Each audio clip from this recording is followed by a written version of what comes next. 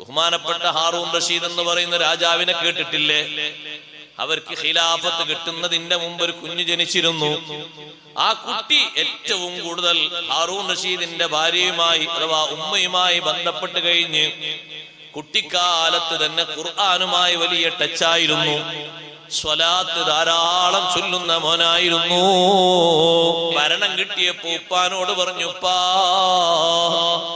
ഞാൻ ഇവിടെ നിങ്ങളെ കൂടെ നിൽക്കുകയാണെങ്കിൽ നിങ്ങൾ നീക്കുന്നത് പോലെ ഭരണത്തിന്റെ ചക്രം ഞാൻ നീക്കേണ്ടി വരും.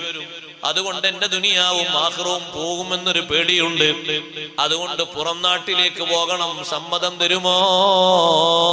രാജാവിന്റെ കുഞ്ഞ് അങ്ങനെ ചോദിക്കാനുള്ള കാരണം, ആ വലിയ രാഷ്ട്രം ഭരിക്കുന്ന രാജാവ് ആ കൊട്ടാരത്തിൽ ഒരു സഭ വിളിച്ചപ്പോ, മന്ത്രിമാരുടെയും മറ്റുമൊക്കെ യോഗം വിളിച്ചപ്പോ, ഈ ചെറിയ കുട്ടി 10-14 വയസ്സുള്ള ചെറുപ്പക്കാരൻ, ആ ചെറുപ്പക്കാരന്റെ വസ്ത്രവിധാനങ്ങൾ കണ്ടപ്പോ ബാക്കിയുള്ളവരൊക്കെ ഇത് രാജാവിന്റെ മോനാണോ, പ്രൗഢി ഇത്തിരി കുറവാണല്ലോ, ഈ കുട്ടിക്ക് പുതുമയൊന്നും കാണാനില്ലല്ലോ എന്ന് പറഞ്ഞ് രാജാവിനോട് കംപ്ലൈന്റ് പറഞ്ഞു. കുട്ടിയെ രാജാവ് വിളിച്ചു, മോനെ, നീ എന്നെ വഷളാക്കിയല്ലോ, നിന്റെ ഈ വസ്ത്രം മാറ്റണമല്ലോ. അപ്പൊ കുട്ടി പറഞ്ഞു, വാപ്പാ, വഷളത്തരം എന്തുകൊണ്ടാണെന്ന് ഞാൻ ഒറ്റ മിനിറ്റ് കൊണ്ട് കാണിച്ചു തരാം. നിങ്ങൾ നോക്കിയേ, അത് ആ കാണുന്ന മതിലിലേക്ക് അവിടെ ഒരു പക്ഷി ഇരിക്കുന്നണ്ട. ഞാൻ ആ പക്ഷിയെ വിളിക്കാൻ പോവുകയാണ്. ആ ചെറുപ്പക്കാരൻ, 14 വയസ്സുള്ള ചെറുപ്പക്കാരൻ വിളിച്ചു, അയ്യുഹത്വാഇർ, പക്ഷി, ബില്ലദീ ഖലഖക്, നിന്നെ പടച്ച് സംവിധാനിച്ച റബ്ബിനെ സത്യം ചെയ്തുകൊണ്ട് പറയട്ടെ, ഒന്നവിടെ എഴുന്നേറ്റ് വന്ന് എന്റെ കയ്യിലിരിക്കുമോ? പക്ഷി അതാ പറന്നു വരുന്നു, ഈ കുട്ടിയുടെ കയ്യിലിരിക്കുന്നു.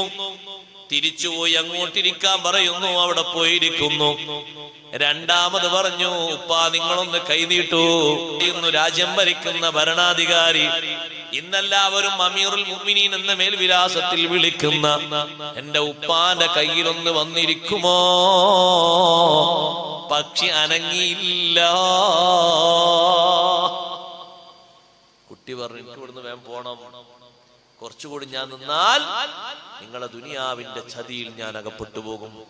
നിങ്ങളിരിക്കുന്ന ഭരണചക്ര കസേര ഞാൻ കറക്കേണ്ടി വരും. എനിക്ക് സമ്മതം തരണം. കൂടെ എനിക്ക് കൂട്ടിനായിട്ടൊരു മുസ്ഹഫ് തരണം.